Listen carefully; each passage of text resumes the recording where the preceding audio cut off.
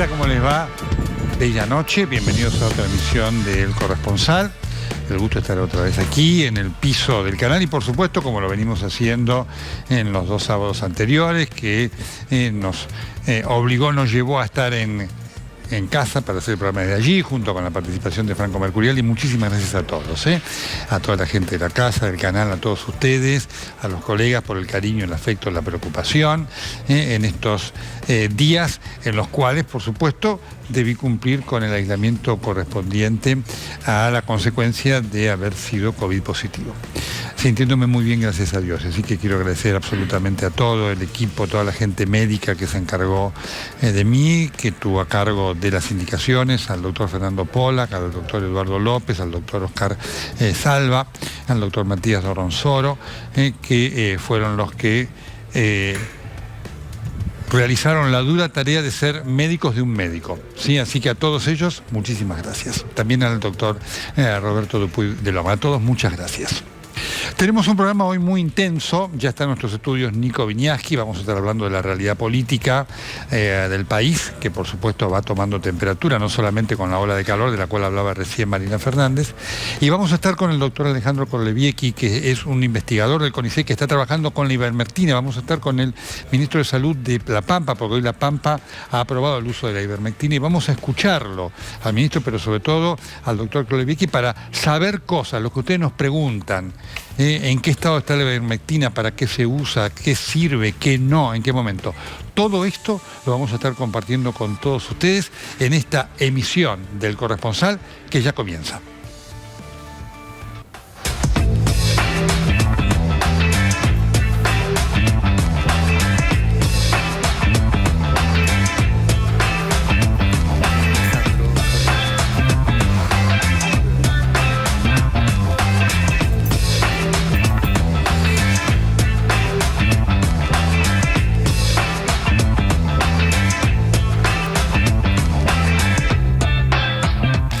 Bien, un enero muy intenso, tomado por realidades políticas y sanitarias que se entrelazan.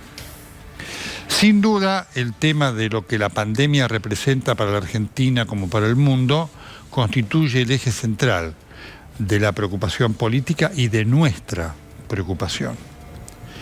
Por supuesto que la política tiene un rol clave en lo que vaya a suceder en todo este tiempo que viene de la pandemia y la cuarentena en relación fundamentalmente a la provisión de la vacuna, o para decirlo como corresponde, de las vacunas, porque la Argentina, como todos los otros países, va a necesitar de más de un proveedor de vacunas para poder hacer frente a esta tarea que es realmente titánica de vacunar a la mayoría de la población.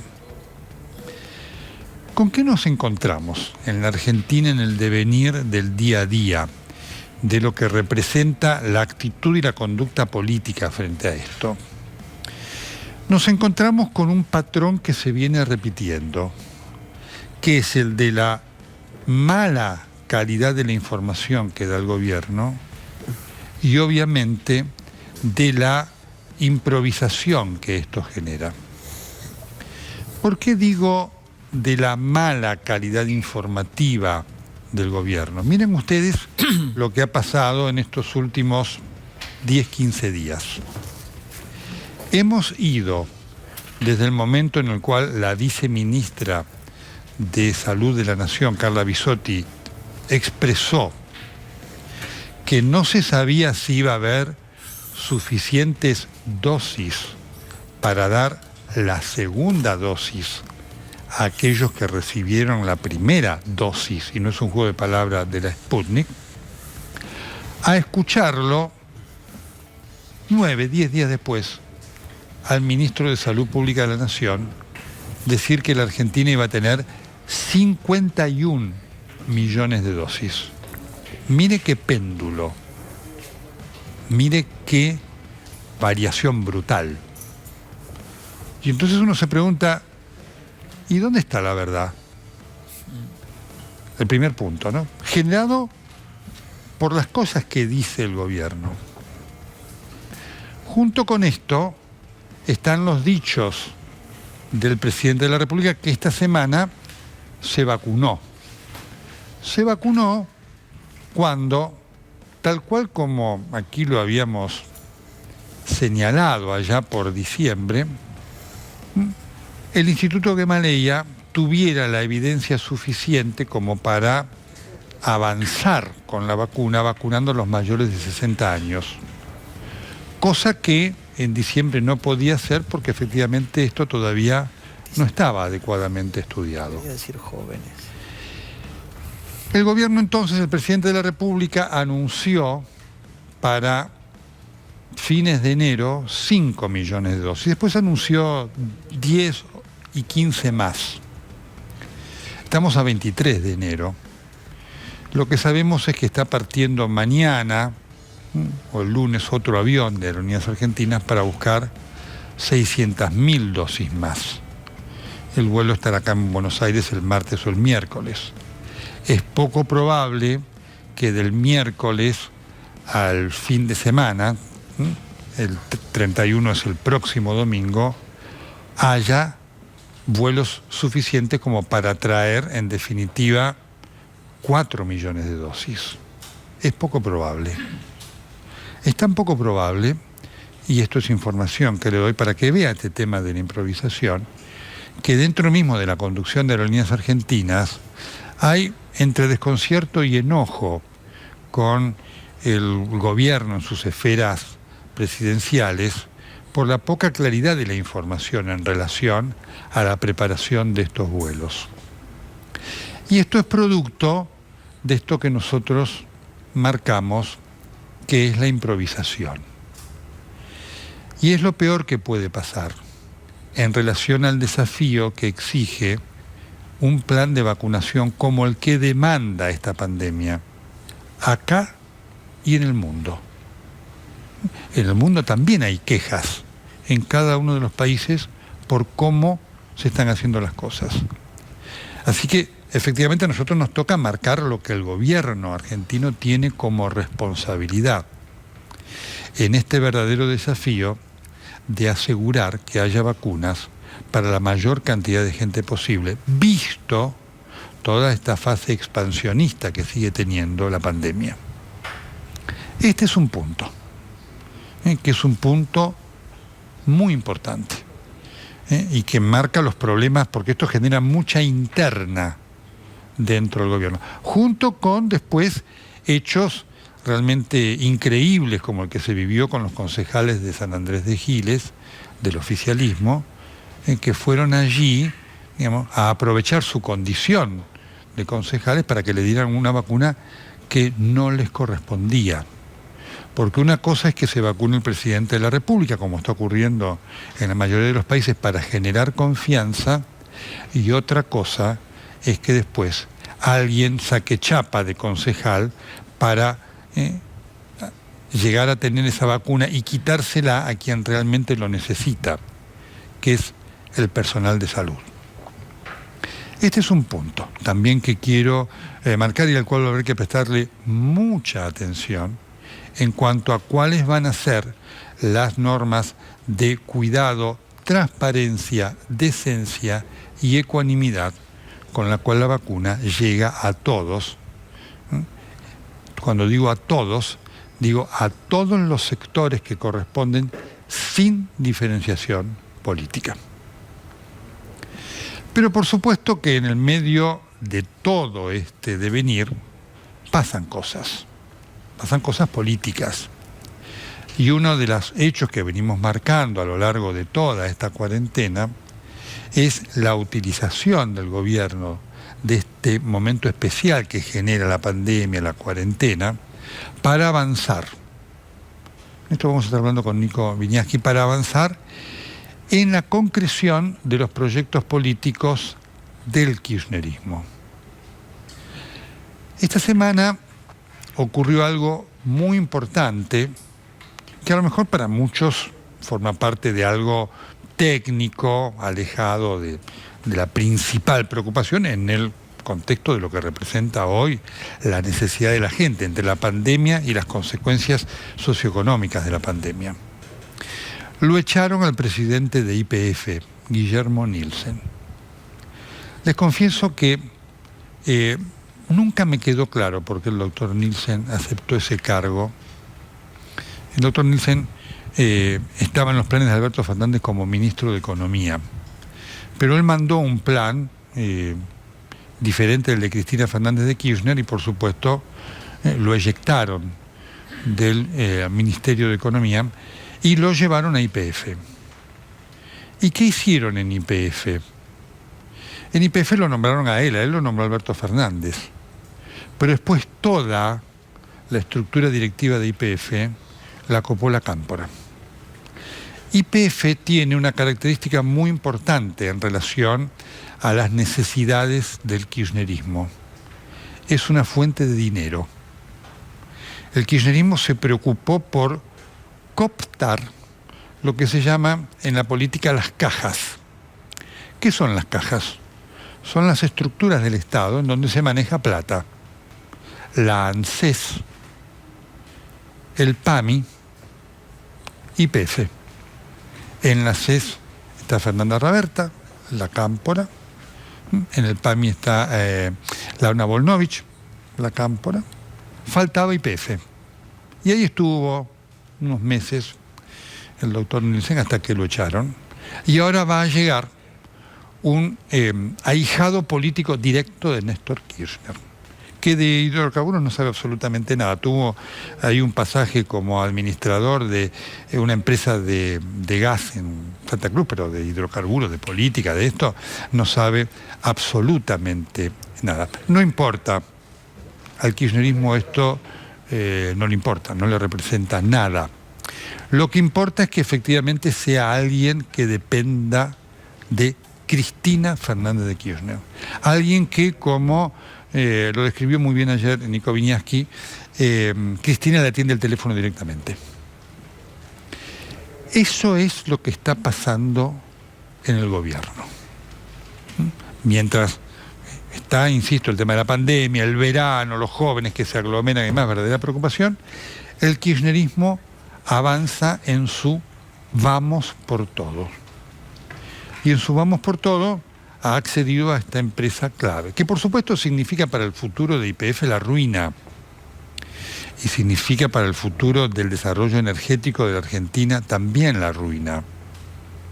Todas las expectativas de Vaca Muerta y demás, habrá alguna inversión por allí menor, nada importante en relación a lo que representa este manejo, porque ni siquiera apelaron a alguien como Miguel Galucho, que usted puede decir, bueno, tenía afinidad con el kirchnerismo, pero un hombre que conocía del sector. Por lo tanto, el kirchnerismo va avanzando en sus objetivos de construcción de poder. Ustedes saben que en la estrategia de Néstor Kirchner, la plata era muy importante. Néstor Kirchner era un enfermo por la plata, ya lo sabemos, era un corrupto. Y él utilizaba, por supuesto, la plata del Estado para dos cosas: para su enriquecimiento y para hacer política. Hacer política sojuzgando. Es decir, el tema era la tranza, ¿no? Él llevaba un cuaderno, ustedes saben, llevaba un cuaderno manuscrito en donde anotaba, bueno, el intendente de tal lugar, el intendente de tal lugar y demás. Dijo, bueno, este intendente tiene 10.000 votos. Sí, a lo mejor no era de él, pero él sabía que ese intendente a lo mejor necesitaba una obra pública importante. No importaba de qué provincia, y lo llamaba a él. Y le decía, hola, fulano, soy Néstor Kirchner. Vos tenés que hacer cloacas, yo te voy a dar la plata. Ah, sí, porque yo lo estoy gestionando con el gobernador, no te preocupes. Yo te voy a dar la plata. Pero, hay una contraprestación. Así que eso ha permanecido y efectivamente es un elemento muy importante para todo el proyecto de permanencia política que tiene Cristina Fernández de Kirchner, que por supuesto lo supera Alberto Fernández. Esto está claro, el proyecto de futuro del kirchnerismo no es Alberto Fernández. Alberto Fernández es un entremés, una anécdota en la estrategia de Cristina Fernández de Kirchner de volver al poder. Después habrá que ver qué es lo que pasa, ¿no es cierto? Pero esto es como se vienen manejando las cosas, y esto es lo que el kirchnerismo viene haciendo paso a paso en forma inexorable. Esto es lo que representa este cambio de mando en YPF y esta eyección del doctor Nielsen, a quien le dieron como premio consuelo a Arabia Saudita. Nada que sorprenda, porque este es un año electoral. Y sin duda en este año electoral el kirchnerismo define su futuro. Y ese futuro del kirchnerismo es, como siempre, su esencia, que es el vamos por todo.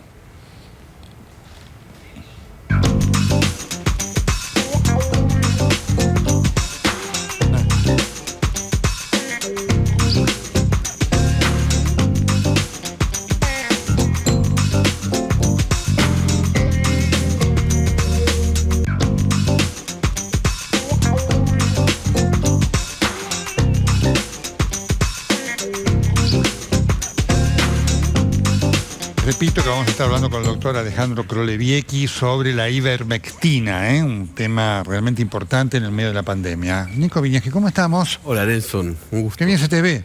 Muchas gracias, a vos también. Bueno, muchas gracias. Estuviste escribiendo sobre Gildo Infran. Sí, para la web de Tele. Mirá. Contando un poco cómo es el entramado que mezcla lazos de sangre, porque hay muchos familiares de Infran en el poder político que además tienen que ver con el poder judicial, y cómo vale más, aunque no hay monarquía en la Argentina, los lazos de sangre y la estirpe de una supuesta sangre azul en estos feudos para copar el poder judicial, controlar el poder judicial y hasta los abogados de la provincia. Impactante. Contanos un poco, porque precisamente hoy el PJ salió a respaldarlo. Que me pareció muy triste, ¿no? Que el Partido Justicialista haya salido a bancar Infran como salió, a decir que eran mentiras. Los cientos de testimonios que hay, porque están filmados, están registrados por gente de diferentes partidos, de gente que dice haber sufrido vejámenes muy importantes durante la pandemia en Formosa, y Infran, que además defendió las detenciones de estas dos concejalas esta semana, donde hubo presos políticos en la Argentina. Hubo dos concejales de la oposición presas en Formosa por su actividad política, y además de abogadas, algo que está prohibido por la Constitución de Formosa. No se puede tener una abogada como Graciela Neme en funciones de abogada. Pero bueno, Infran armó toda una estructura que tiene que ver con su hija, Janina Infran, que es la heredera. La heredera. Sí, es legisladora, que la que puso en el Consejo de la Magistratura. Y después hay una infinidad de matrimonios vinculados a Infran que tienen que ver también con el Consejo de la Magistratura y además con el manejo del Colegio de Abogados de la provincia. No tiene ese nombre, pero es como el Colegio de Abogados. A quien les dio reelección indefinida, suspendió las últimas elecciones. Los abogados representan también a sus pares en el Consejo de la Magistratura, que remueve o sanciona a los jueces, porque hay algo básico en... A ver, Formosa es un modelo de Néstor Kirchner en Santa Cruz. Y sí, claro. Elección indefinida, ley de lemas, que es la ley que permite que en elecciones haya varios candidatos del mismo partido, el que saca más votos junta todos los votos. Eso hace muy dificultoso a la oposición avanzar. Y bueno, se perfeccionó, porque Kirchner saltó a la presidencia, bueno, después se murió, pero Infran no. Infran fue diputado provincial en el 83, en el 87 vicegobernador, en el 95 es gobernador, en el 99 reforma la Constitución, y sigue ahí. O sea, está en el poder del Poder Ejecutivo de Formosa desde el año 91. Es impresionante, ¿no? Porque también habla de sociedad... Desde el 87. 87, mirá. Yo tenía 7 años. Una cosa impresionante. Y logró, obviamente, designar la gran mayoría de jueces, fiscales. No todos son dependientes de Infran, pero sufren las consecuencias.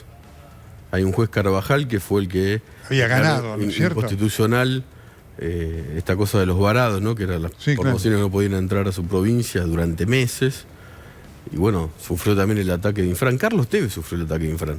Efectivamente. ¿Te acordás? ¿Te acordás? Sí, sí, me acuerdo. En el 2015 fue a jugar con Boca y dijo, está lleno de pobres, perdón por la frase, Sí, sí. pero se cagan de hambre. Sí, sí. Entras a los hoteles como Las Vegas y afuera se cagan de hambre. Bueno, Formosa, Y lo atacaron mucho, hasta desde 6, 7, 8. pero por supuesto, lo sé, digamos, a vos te ha pasado decir, si vos vas como periodista a Formosa, el hotel donde te persigue. registrás tiene que avisar a la policía Igual que en hay Santiago del periodistas, ¿no es Estero. ¿cierto? Sí. Pero es grave porque Sí, claro. se fue profundizando esta crisis. Porque además porque el presidente de la República lo llamó un gobernador ejemplar. Sí, claro, bueno. ¿Cierto? Se fue profundizando, se mantuvo firme, siempre tiene el apoyo de los gobiernos. Sí, de todos. Además que Macri no fue hostil, ¿eh? No. Lo tuvo, es que tiene 2 senadores y eso vale mucho. Y además garantiza cierto...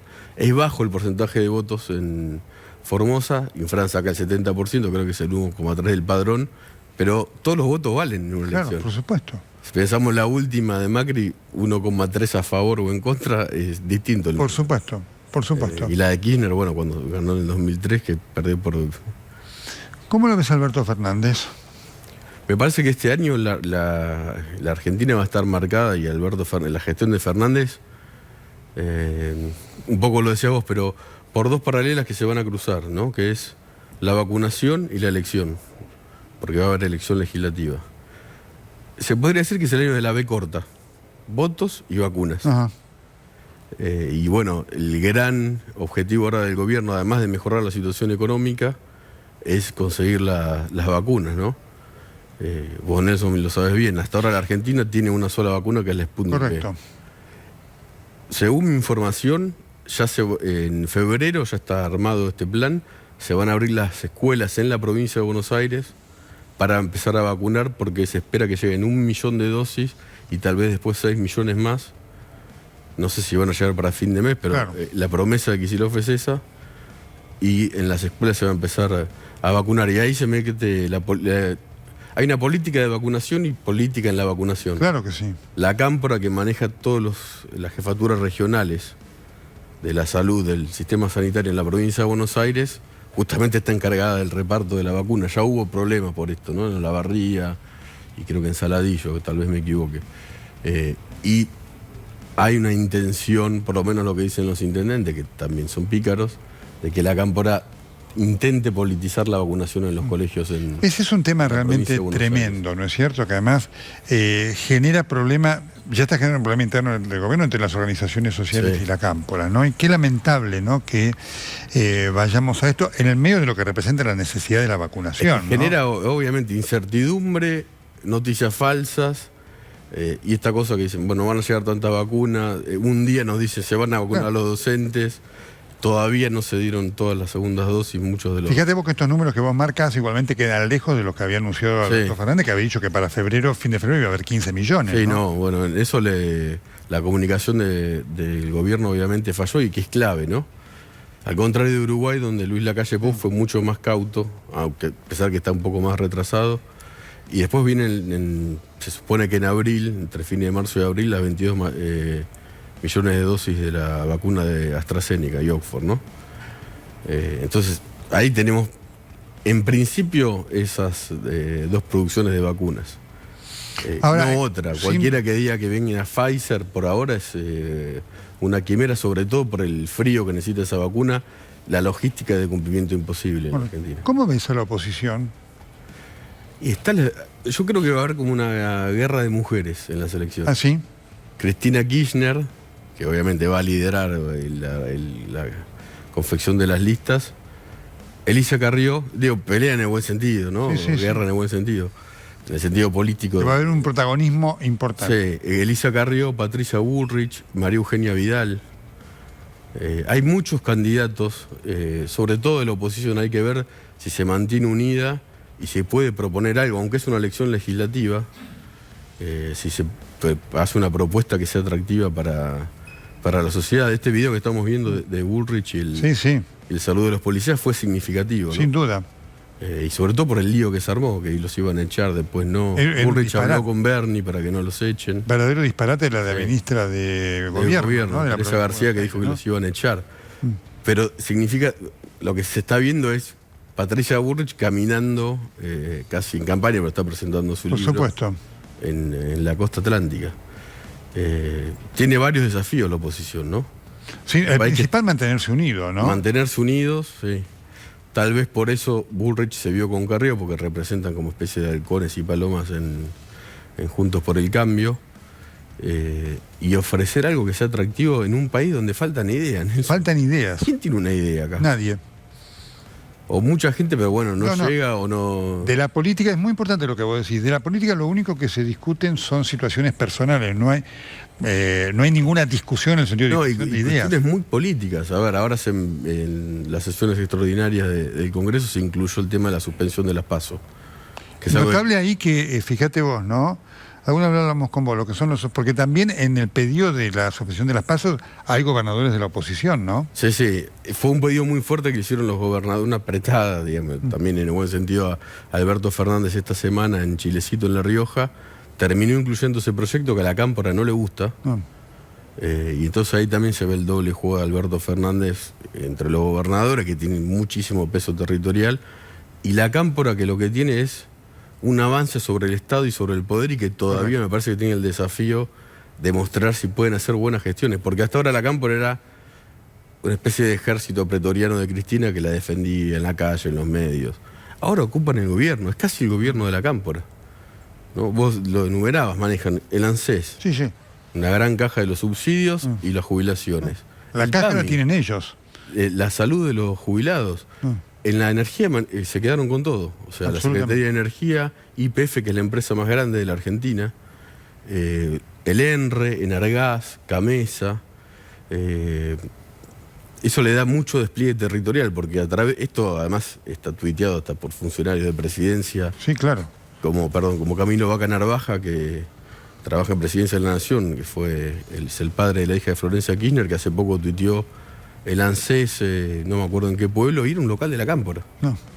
En todos los pueblos hay un local de ANSES, hay ahora, un local fíjate de vos PAMI. Qué cosa, la salud en la provincia de Buenos Aires, con los jefes regionales de la salud. Fíjate vos que un elemento muy importante para que veamos cómo se usa la pandemia políticamente. Desde el punto de vista de los fundamentos, el fundamento es con la pandemia, obviamente puede ser aglomeración.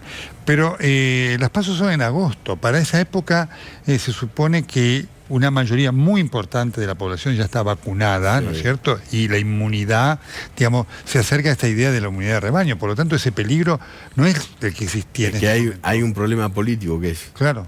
Los jefes territoriales del peronismo tradicional tienen que armar sus listas en sus distritos donde quiere avanzar la Cámpora. La Cámpora quiere las PASO para que pueda haber un candidato, para que haya internas entre candidatos de la Cámpora y los diputados, de los gobernadores. Y esto además incluye otra mamushka más, que es en la provincia de Buenos Aires, donde los intendentes no tienen reelección, por una ley que impulsó Sergio Massa en la provincia de Buenos Aires. A la Cámpora eso le gusta, porque se siente que va a poder poner candidatos que tal vez en 2023 puedan llegar a intendencias, pero los intendentes no quieren. Y entonces ahí se podría negociar tal vez que se abra la reelección de vuelta casi indefinida, a cambio de que, por ejemplo, Máximo Kirchner asuma en el PJ bonaerense, que también es muy significativo, ¿no? Van avanzando. Sí. La Cámpora dejó de ser una agrupación juvenil. No, claro que no. Tengo más de 40 o más. Pero es muy significativo como los jefes más bravos del PJ, que son los intendentes de Buenos Aires, una parte de ellos dejaría sus cargos para que asuma la Cámpora. ¿Por qué? ¿No? ¿Quién los eligió partidariamente? Sí. Ese es un punto muy importante. Un dedazo. Ahora, te representa un desafío para Massa también, porque Massa fue el que la ley salió porque Massa le apoyó a Mario. Bueno, eso le da también cierto poder de negociación, ¿no? Y la suspensión de las PASO va a tener una fricción en diputados entre los gobernadores y la Cámpora. Son los problemas del frente de todos, ¿no? Que es a veces el frente de todos contra todos. Bueno, ese es piensa muy distinto. Es un elemento clave, porque efectivamente el tema es cuál es el proyecto en cuanto a nombres de Cristina para el 2023, ¿no? Que claramente no es Alberto Fernández, ¿no? Es que Cristina siempre privilegia la lealtad a la idoneidad. Así es. Y le cuesta mucho ver un gobierno que no sea el de ella. Como vos decías ayer, Alberto Fernández hay cosas que no le gustan, pero las deja que pasen. Es increíble eso, ¿no? Deja que pasen.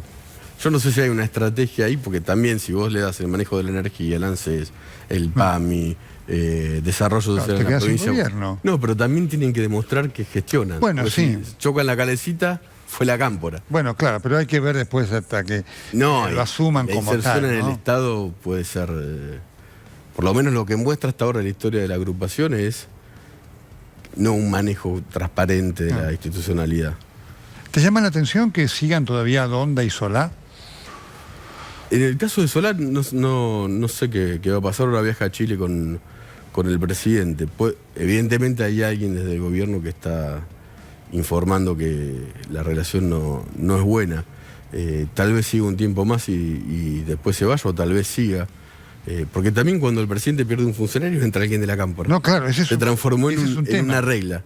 En una regla. No hubo nunca hasta ahora un recambio, ni el de María Eugenia Bielsa, ni el de Nielsen, donde no haya entrado la cámpora. También en la Secretaría de Energía se fue Lanciani y llegó la cámpora. Eso te lo iba a marcar, es un punto atendido, es decir, el razonamiento puede decir, si se va Solá, me ponen a alguien de la cámpora. Sí. Y respecto a Donda, la verdad que es una dirigente que yo era... Qué decepción, ¿no? Sí, es muy triste. Muy triste, porque además la explicación que intentó ser transparente fue todavía peor. Y están los audios ahí, no hay ningún complot, no hay nada. Es una empleada doméstica que no le aumentaron el sueldo. Sí, claro. Y le pagaban, parecería ser en negro. Y además Donda me parece que cometió un error cuando admitió que ella desde el INADI ayuda a sus amigos. Sí, es increíble. ¿Sabes lo que también demuestra que pasa mucho con Cristina y la justicia? La buena parte de la clase política está gobernando para ellos. Al decir yo le ayudo a mis amigos con el INADI, bueno, no se puede. ¿no? Claro. Hay como una cosa de entornismo. Sí, absoluto. O sea, se ayuda al entorno, se ayuda políticamente con el Estado, que es la plata de todos nosotros. ¿Cómo lo ves a Macri? Un enigma, ¿no? Me parece que no va a ser candidato en estas elecciones. Por lo menos es lo que dice Patricia Bullrich. Él lo dejó entrever, pero siempre está la puerta abierta. Lo que pasa es que en la política argentina de acá a octubre, Nelson, puede pasar cualquier cosa. Cualquier cosa. Me parece que con esta carta o mensaje en las redes sociales sobre las clases, pareció marcarle la agenda del gobierno. Porque hasta ahí no había definiciones claras de que iban a volver o no las clases. Cuando lo dijo Macri, Alberto Fernández, tal vez entendiendo que ahí perdía capital político si las clases no empiezan, que es algo asombroso. ¿No? Se están poniendo de acuerdo para que no haya paso, se ponen de acuerdo para sostener a la funcionaria en el INADI, se ponen de acuerdo para votar leyes de la justicia, que salgan jueces o no. ¿Y las clases? Está todo abierto, salvo los músicos pobres y bueno, la gente que trabaja en el mundo artístico. Después está todo abierto, pero las clases no. Las colonias de verano. Claro. Hay que ver igualmente cuando se acerque la fecha no estipulada si los gremios van a seguir con esta posición, porque hay muchos docentes que... ¿Qué quieren?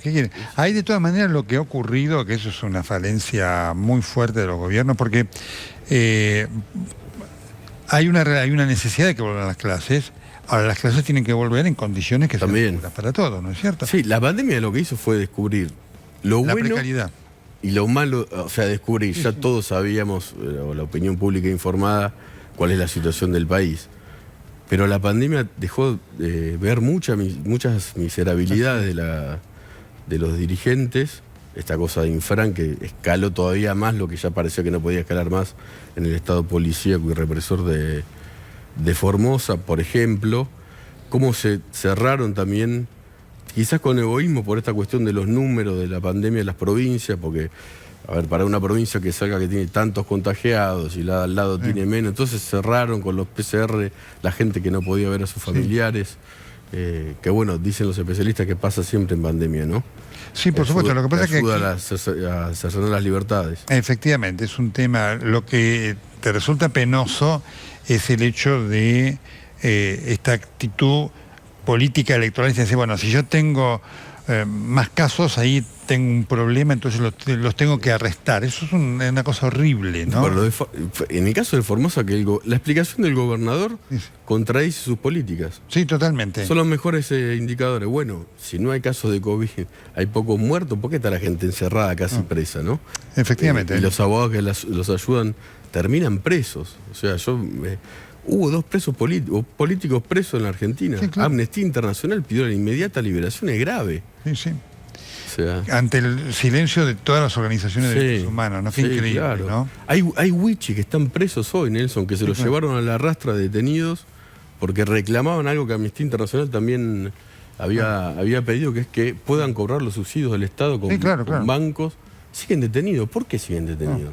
Sí. Es increíble, ¿no? Y Fran insiste, se mantiene firme, incluso tal vez pueda haber algún tipo de delito, porque cuando se empezaron a denunciar lo que pasaba en los centros de aislamiento, dicen los denunciantes en Formosa, se buscó que los testigos, la gente que está en los centros de aislamiento, trate de decir que no, que eso no pasa. Claro, que no pasa. Eso es un delito. O sea, absolutamente. Pero también se le perdió el miedo a Fran y creo que hasta ahora no le salió. Y hay algo interesante en Formosa, que es el uso del celular, que generó ya alguna revuelta en Chile. Y en Formosa con los celulares la gente filma todo. Vencés barreras, ¿no? Es lo que pasa en todo el mundo, ¿sí? Se filma todo, todo inmediatamente se viraliza, se ayuda a quien está Fíjate que en problemas, si antes no pasaba, porque los medios en Formosa están cooptados, la enorme mayoría por... es un tema universal. Fíjate que Putin estaba bloqueando las redes de los partidarios de Navalny para los no comportamientos más, son similares, ¿no? Realmente. En este contexto, por supuesto, ¿te sorprendió el episodio de San Andrés de Giles de los 2 concejales que...? Ya sabía, yo incluso creo que hice un comentario que en la provincia de Buenos Aires la vacuna es la Argentina. Otra cosa que tenemos que aprender todos, este es un país pobre y que está muy mal. Se necesitó parar para mejorar los hospitales, las escuelas están mal, obvio. Se necesita que militantes de las organizaciones sociales vayan casa por casa espero que no hacer política, la intención parece buena, a concientizar. El Estado no llega. ¿Cuántos alumnos perdieron, desertaron? El gobierno dice, hoy lo contaba Santiago de Apelo, nuestro colega en Radio Mitre, 1 millón. No hay idea. Pero en realidad no se sabe la cifra. No, por supuesto. Y bueno, es que el Estado no está en todos lados, es un Estado pobre. Por supuesto. Pobre. Que se consigan esta vacuna es casi un milagro también. No, claro. Porque es la Argentina, tenemos que entender que la Argentina es pobre, el Estado es deficiente. El tema de la vacuna es un tema problemático en todo el mundo hoy. Vos ves, Chile, Uruguay está reconociendo recién y demás, ¿no es cierto? El planteo, digamos, lo crítico es cuando vos le das a la... No, ya la tenemos. Claro, es bastante inexplicable, ¿no? Porque Alberto Fernández sabe comunicar. Obvio. Lo olvidó. Yo no sé cómo es estar sentado ahí. Lo que es la enfermedad de poder. Claro, vos escribiste mucho de eso. Realmente. Pero no es lo mismo decir, vos lo sabés, en diciembre, antes de fin de año va a haber no sé cuánto, y bueno, no llega y genera dudas. Pero por supuesto, lo mismo que ocultar posibles cosas que no se conocen de la vacuna y demás, cuando todas las otras vacunas están diciendo lo que falta y lo que no falta. Y eso da transparencia y da confianza. Sí, claro. La última, ¿qué va a pasar con el avance en la justicia del kirchnerismo? ¿Cómo lo ves? Puede ser todavía peor. Puede ser todavía peor. Sí. La intención de Cristina Kirchner es, tal vez para provocar o no, es candidatear tal vez a otro posible procurador. Voy a decir un nombre porque sí, Parrilli. Parrilli. O sea, radicalizarse todavía más. Claro. Y a medida que se acerquen las elecciones y el escenario, si no es favorable al oficialismo, la desesperación va a ser mayor. Lo que vemos es dirigentes que están desesperados, ¿no? Sí, que parecen con fortaleza cuando van contra los testigos de los casos de corrupción, los arrepentidos, los periodistas, que frenan a la justicia en algunos casos, se burlan, ¿no? Pero es una desesperación, porque no saben qué es lo que va a pasar y además no es un gesto que demuestre cierta inocencia, ¿no? En lugar de querer presentarte en los juicios para decir soy inocente, muestro otras pruebas, estas pruebas no. La marcha de Milagro Sala, la que se tiró basura, también el sábado pasado, lamentable. Me apena mucho, y la situación de Amado Vudú es una vergüenza para todos los presos de la Argentina. Claro que sí. Que son iguales que Amado Vudú. Porque Amado Vudú además fue funcionario, entonces la vara ética tendría que ser más alta. Y que se esté diciendo, yo lo lamento, a mí no me gusta que nadie vaya preso, tiene 2 hijos, pero que se esté diciendo que por los hijos no puede ir preso. Y el resto de los presos, que además no tienen condena firme de la Corte, la mitad más 1 de los presos en la Argentina no tiene condena. En la corte está presa, por supuesto. Están con preventiva y no son presos políticos. No, por supuesto. No son presos políticos. Nico Viñaski, muchas gracias. Gracias a vos, Nelson, es un placer. Lo siguen aquí en TN todos los días, ¿sí? Nico, sí, y lo leemos y lo queremos. Muchas ¿sí? gracias, yo también. Perfecto, muy bien. Me voy ya a hablar con el doctor Alejandro Klodewiecki porque vamos a hablar del tema COVID. ¿Qué tal, doctor? ¿Cómo le va? ¿Cómo está? ¿Bien? Sí, muy bien. ¿Qué es la ivermectina? La ivermectina es un medicamento que se usa desde hace cerca de 40 años, que ha sido fundamental para controlar muchas parasitosis, tanto en medicina humana como veterinaria, pero sobre todo en medicina humana, lo que tiene que ver con nosotros. Sí que desde hace algunos meses, en el marco de la pandemia, por canales desorganizados e informales, se visibilizó en muchos lugares como una solución para la pandemia, aún sin supervisión médica ni datos que lo avalen. Pero en paralelo a eso, los grupos en el que yo estoy trabajando, junto con mucha gente, veníamos trabajando en tratar de juntar esa información, haciéndonos una pregunta muy básica, que era evaluar si en pacientes con COVID esta medicación podría ser útil. De hecho, es lo que se trata. Lo tengo ya en línea al señor ministro de Salud de la provincia de Salta, el doctor Kahn. Doctor, ¿cómo le va? Muy buenas noches. Hola, buenas noches, doctor Castro. ¿Cómo está usted? Ministro Me alegro que se haya recuperado. De La Pampa, muchas gracias. La Pampa ha tomado una decisión. Vamos a ir a la pausa. Estamos con el doctor Klodewiecki, estamos con el doctor Coan. La Pampa ha decidido también incorporar la ivermectina como elemento del arsenal terapéutico contra el COVID. De esto estamos hablando en un minuto. Esto es el corresponsal.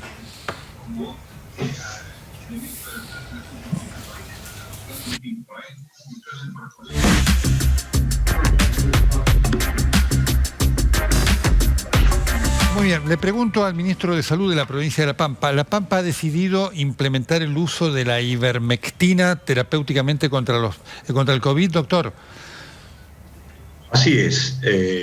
La decisión se tomó, por supuesto, luego de un profundo análisis y sobre todo teniendo la colaboración y la posibilidad de dialogar con quien lo acompaña usted en este momento en el canal, que nos está asesorando muy bien. Y bueno, en este sentido yo quiero manifestar que claramente no somos ingenuos. Hoy la ivermectina, aún las moléculas no aptas para consumo humano, se están consumiendo en muchas partes del país. Esto es una realidad que no podemos ignorar. Y la provincia lo que pretende es incorporarse en un programa de intervención monitoreado y ordenar el uso adecuado de la ivermectina. Correcto. Nosotros veníamos siguiendo este fármaco desde hace mucho tiempo. Un poco en lo personal me desanimé cuando una sociedad científica hizo un comunicado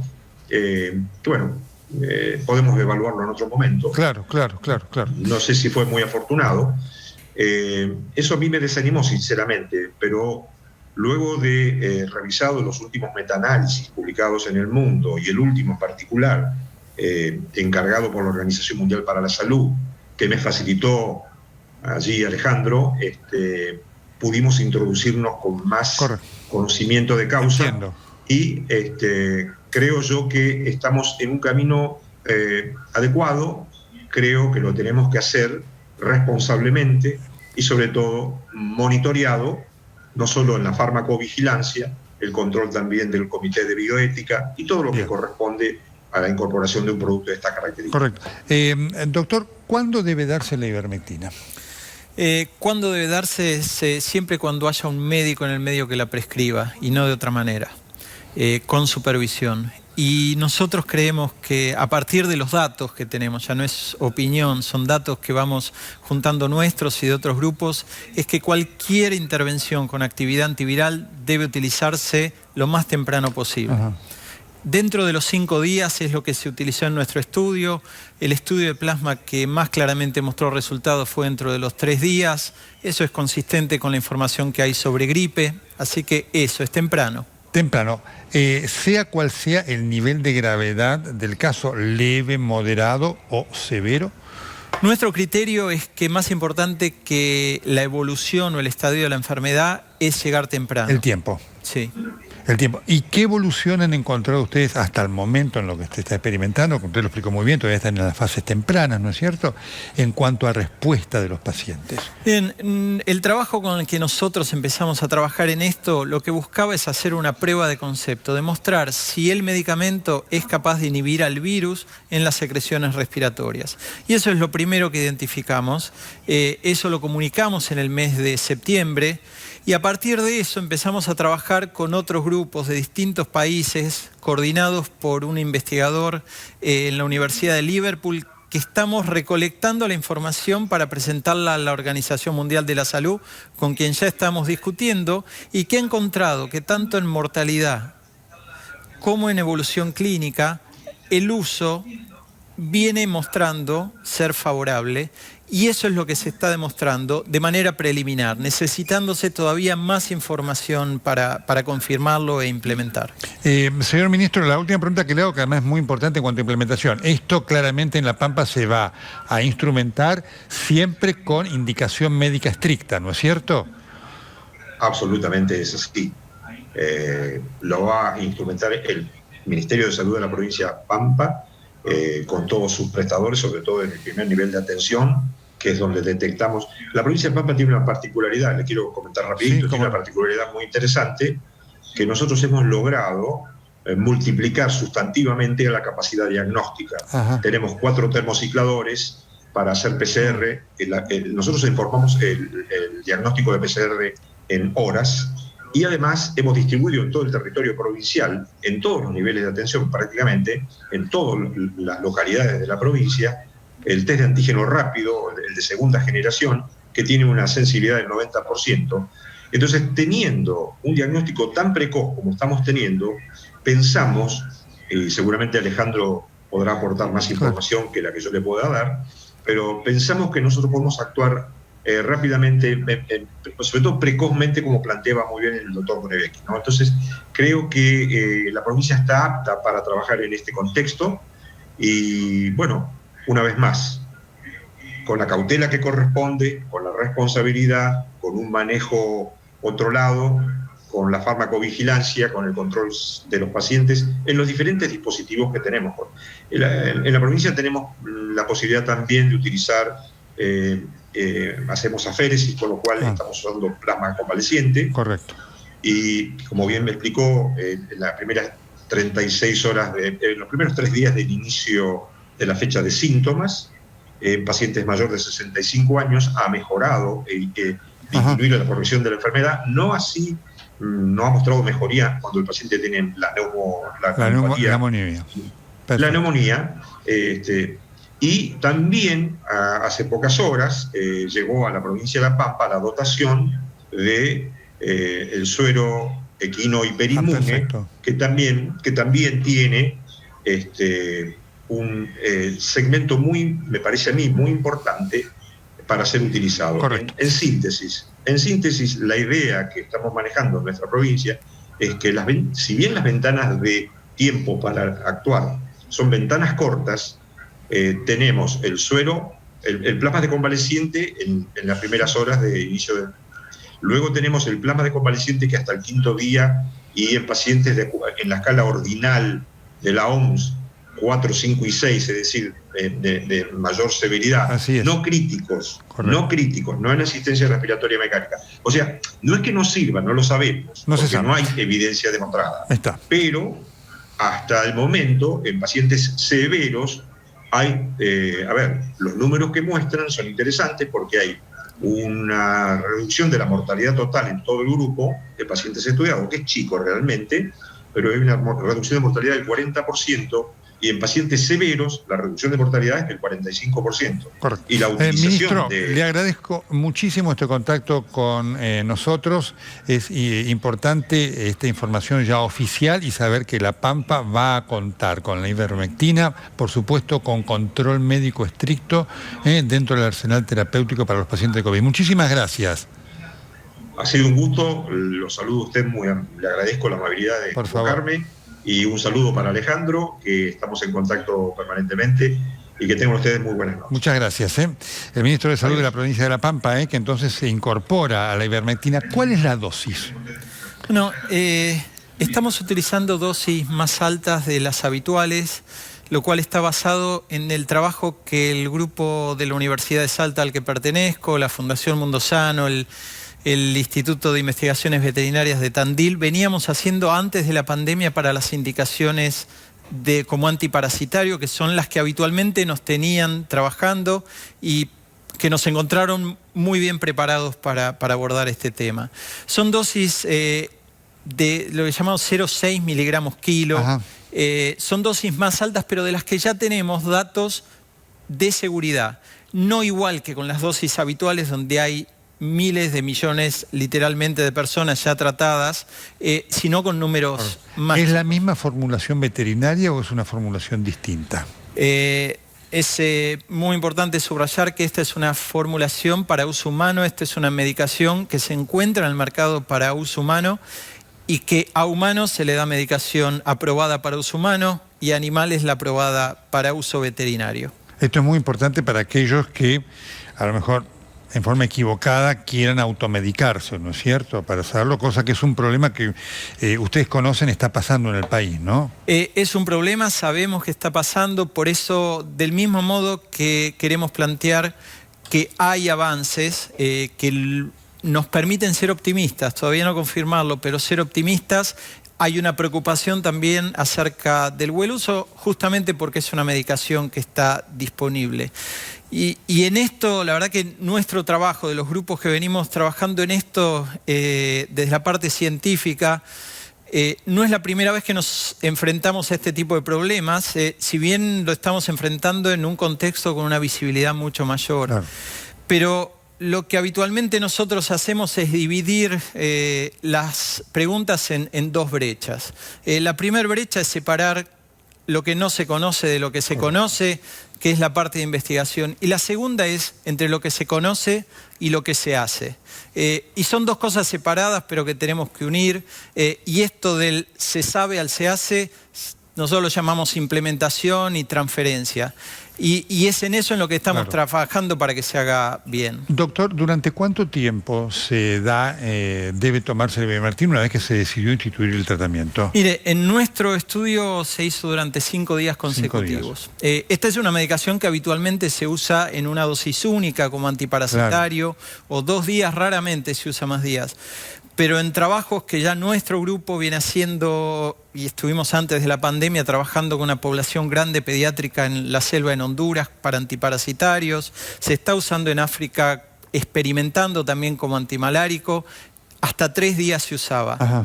Gracias a la gran experiencia de grupos como el de Adrián Lifchitz en Tandil, de la farmacología de este medicamento, sabíamos que hasta 5 días podíamos utilizarlo sin que se acumule y comprobamos que no había una toxicidad mayor. ¿Y cuál es la toxicidad que han encontrado, los efectos colaterales, para que obviamente la gente esté advertida, ¿no es cierto? La toxicidad que nosotros encontramos y que casualmente habíamos evaluado y publicado en enero del año pasado sin saber que iba a ser útil para la pandemia, pensando en esto como antiparasitario, mostraba que trastornos intestinales, malestares, dolor de cabeza y en algunos casos que la gente sienta que la luz en los ojos tiene una intensidad mayor, ninguno de los cuales fue serio y en los estudios ninguno que causó que se suspenda la medicación. Ninguno llevó a la suspensión del tratamiento. Exacto. En los estudios, obviamente, cuando un paciente percibe, más allá de que nosotros creamos o no que es la medicación, el paciente suspende por propia voluntad y es la autodeterminación que siempre se tiene para cualquier intervención médica. No encontramos nada significativamente diferente a las dosis habituales, pero ningún medicamento es completamente inocuo. ¿Es un medicamento caro? Es un medicamento que no debería ser caro, porque la patente original de los laboratorios Merck expiró. se pueden fabricar genéricos, pero una cosa es el costo y otra es el precio, y no debería ser un medicamento caro. El trabajo nuestro, junto con la Fundación Mundo Sano, previo a la pandemia, venía trabajando justamente en acceso, en esto que le decía de la brecha entre lo que se sabe y lo que se hace. Claro. En ese contexto, hoy, ¿qué están encontrando ustedes en la población médica en cuanto a disponibilidad de información, acceso a la información, que es uno de los temas clave también, ¿no es cierto? Sí, lo que encontramos es mucha confusión, una sobreabundancia de información, no en todos los casos debidamente documentada. Y el problema con el que estamos lidiando todos en la pandemia en cuanto a intervenciones médicas es que hay un grado de incertidumbre más alto del habitual, con lo cual hay una necesidad de minimizar riesgos. Y esto en un contexto en el cual las alternativas no son muchas. Entonces, lo que estamos tratando de evitar de nuestra parte en la comunicación es hacerlo de una manera racional, que por suerte nos toma con un grupo fuerte y enfocados en seguir tratando de generar eso. Doctor Alejandro Korlaviecki, muchísimas gracias. No, gracias a usted por la invitación y el interés. Por supuesto, esta es la realidad y esta es la seriedad con la cual queremos informar de todo el detalle en el medio de este verdadero desafío que representa la pandemia. Hasta acá llegamos y en el final el mensaje de siempre: hay que cuidarse por nosotros y por los otros, porque todavía hay un largo camino por recorrer y debemos recorrerlo sanos, con la esperanza de precavernos y la esperanza de saber que esta pandemia va a tener una solución en las terapéuticas que aquí estamos exponiendo con los expertos, que necesitan la experimentación seria y el tiempo indispensable para la eficacia y la seguridad, de la cual depende el éxito del tratamiento que esta pandemia necesita. Viene Juan Budvilowski con TN Extremo Plus, así que usted no se mueve de TN, ¿sí? Nosotros volvemos el próximo sábado. Buenas noches, gracias.